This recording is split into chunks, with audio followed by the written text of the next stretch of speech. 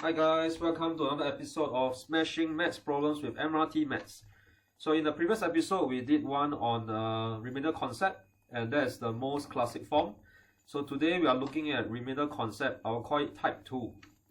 So we will also use branching, and let's get right down to it. Eunice had a sum of money, so we do not know what it is, so we're going to put question mark. She spent $75 on a dress. So this is the telltale sign that this is actually referring to type 2. And 3/5 of the remainder on the book. So the denominator 5, I'll point to the remainder. Then I'll put TOTAL for total remainder. And numerator 3 gets to the book.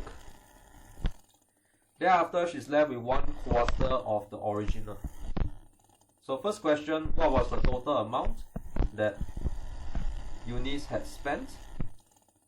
The second part, how much money Eunice had first. So having done the basic annotation, let's get right down to the highlighters. So BYROG. So B for blue.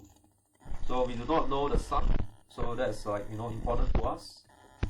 Y for yellow, $75 on the dress. Then R for red, 3/5 of the remainder on the book.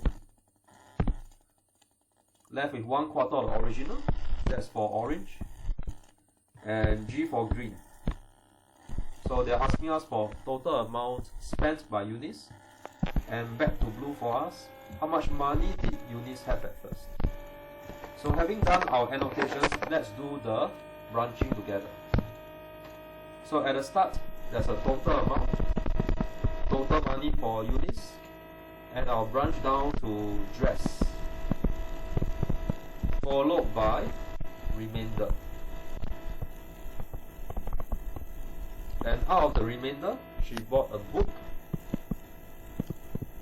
And finally, there's the left. So unlike normal kind of questions, the denominator 4, which I circled over here, it doesn't represent the total units.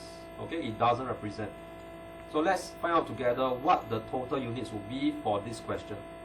So Eunice spent $75 on the dress, so I'll indicate $75 for the dress. And 3/5 of the remainder on the book, so I'll put 5 units for the remainder, 3 units for the book, and based on number bond, 3 units plus 2 units actually give us 5 units. So we can see that she has 2 units of the remainder that is left. So from my question itself, I will proceed by writing down 1/4 of the total. I'll match it with 2 units. And from there, I will arrive at 4 out of 4 of the total, which is none other than 2 units times 4, which will get us to 8 units. So having found 8 units, I will put it at the top of my branch. And my next step will actually be to ask myself, 5 units of remainder plus how many units for the dress will give us 8 units. So it's none other than 3 units.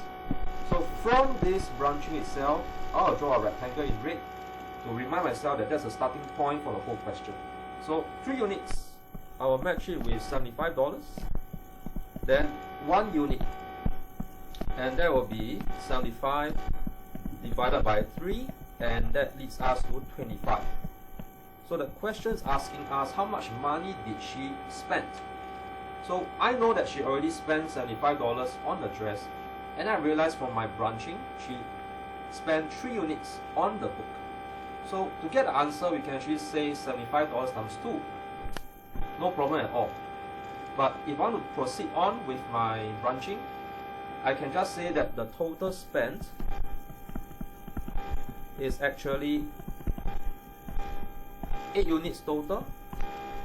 Take away 2 units for the left, leading us to 6 units. So if 1 unit is 25, what about 6 units? It's none other than 25 times 6. And if I key that into the calculator, that will lead us to 150. 150. So part A, I have already found the answer that she actually spent $150 on everything.